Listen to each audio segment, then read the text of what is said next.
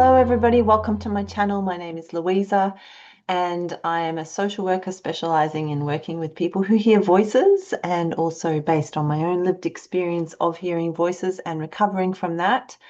So today I wanted to share just a little bit about a technique which you can use to help you cope with your voices, understand your voices better, and also cultivate, I guess, a part of you that's always going to help you on your healing trajectory. So this technique is greater than just voice hearing. This technique is actually something deeply healing that lives inside you that you can have access to at all times forevermore once you understand this principle.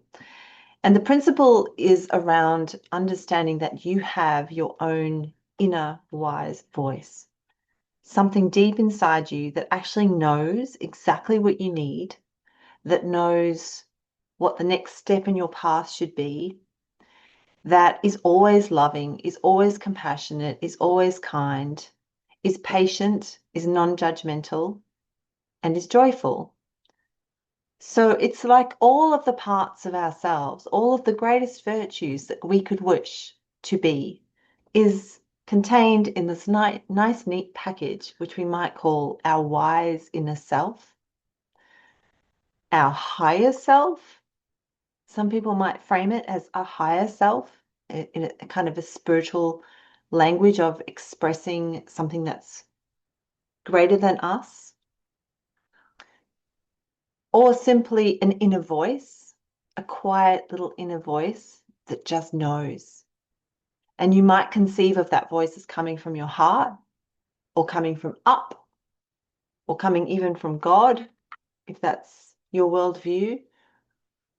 So you can experiment with different ways of perceiving this, but it all boils down to the same thing. You are accessing an energy within you that lives inside you that can help you, that is a helper, that is an inner guide. And this is really the only voice that is truthful, is always right. Always right. Like that measure of deep reliability is something that I think us as human beings, we really crave when we want guidance. We want our guide to be solid, to have the answers, to really penetrate beyond all the murky confusion and belief systems and conditioning and what ifs and doubts, to penetrate beyond all of that and see the truth of where we are in our journey, what we need, what our heart yearns for, what would help us most. And I'm sure that you've had this experience when you've been struggling and then you've randomly asked for some guidance from different people. And the person that gives you the guidance that most resonates with this heart's wisdom, you'll know that because that person will say that thing that you need and you'll go, oh, yes. Just something inside you goes, yes. Like an example might be you're really, really busy and you haven't admitted to yourself that you're getting tired and burnt out.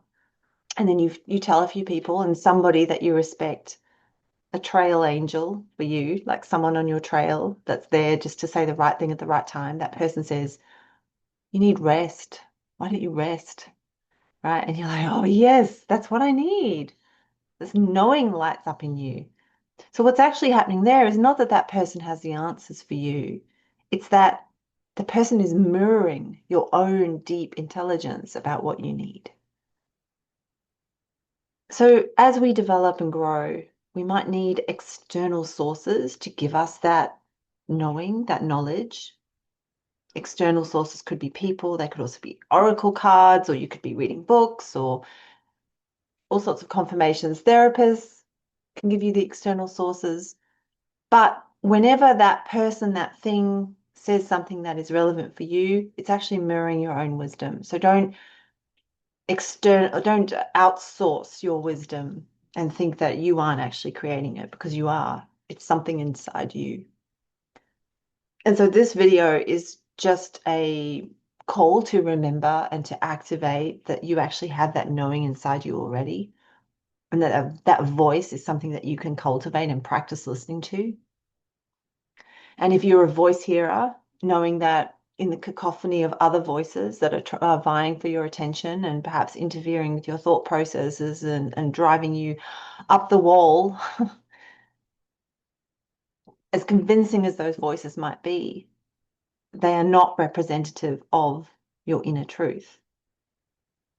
Because your inner truth, your wise inner voice, never yells at you, never tries to control you, never coerces you, never judges you, never thinks you're stupid, never thinks you're taking too long, never thinks you should have sorted your shit out by now, right? It doesn't criticize. You'll know your wise inner voice by the frequency of love, of kindness, of wisdom, of patience, of all of those virtues that I mentioned earlier. You'll just know it when you feel it. So that's the voice worth listening to, not all the other voices that may still need attention. I'm not saying that it's even practical to ignore all of those other voices and parts of you, whether it's voices or parts of you. You know, they're there for a reason. They have a function in the system, often to alert us to stress, to be messages or carriers of our pain. Sometimes there might be interference coming from elsewhere that still has lessons for us, is still teaching us something. But separating those two things and understanding that there's a difference between hearing a negative voice and following that voice's advice versus hearing that negative voice and just going, oh, there's that negative voice. Okay, but I'm not going to actually follow its advice. I'm going to tune in now to my wise voice and let my wise voice tell me what I really need. As you get good at listening to your wise voice, what actually happens is it becomes less and less a voice and more just you. You start to sort of merge. It's like your higher self or your wisest version of self energy is able to deeply embody and is present with each breath that you take and is there on the tip of your tongue before you speak and is informing every action that you take throughout the day. That's like where you'll get to, right? If you're not already there, you might be watching this video and you're already there. But for a lot of us, this takes potentially years and years of practice of tuning into the wise voice, following the wise voice's advice. So when the wise voice says rest, you rest. And notice how quickly you find balance when you are following this voice, how quickly you feel better, how quickly you come into coherence, breath coherence, harmony with self. So this is an invitation, and I hope that that has helped someone out there. I'll try and keep it short. Probably not much more to say on that subject, other than if you want to dive deeper into understanding voices in general, I do have a couple of other videos that are worth clicking on and listening to. Yeah, or you can check out my website and have a look at some of the other offerings on there. So blessings to you all. I hope that this has helped and take care. Namaste.